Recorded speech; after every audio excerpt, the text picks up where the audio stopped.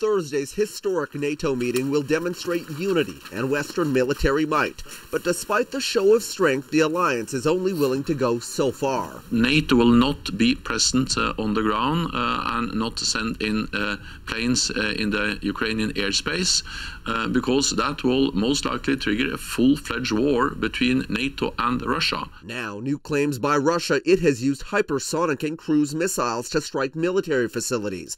Concern is increasing Putin could use chemical and nuclear weapons. What remains unclear, the response that would trigger from NATO. This would cross a threshold in the international community. It's dangerous, and it would be a grave mistake if we were to use these weapons. After a series of impassioned speeches by Ukrainian President Volodymyr Zelensky, including one to Israel's legislature Sunday, the West is increasing support. The U.S. is sending $800 million more in military aid. But on that key ask, a no-fly zone, no movement. Last week, the Polish, Czech, and Slovenian prime ministers ventured into the war zone to meet Zelensky. To go there to really see how they feel, what they need, and what the real situation is, because many times what we see on the screens is not actually what's happening on the ground.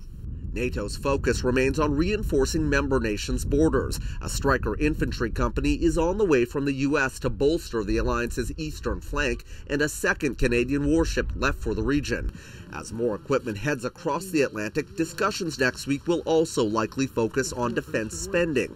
Canada falls far short of the agreed-upon target of 2% of GDP. That could soon change come next month's budget.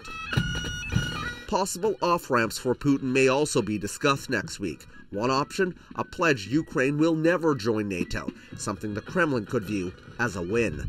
Travis Danrash, CBC News, Ottawa.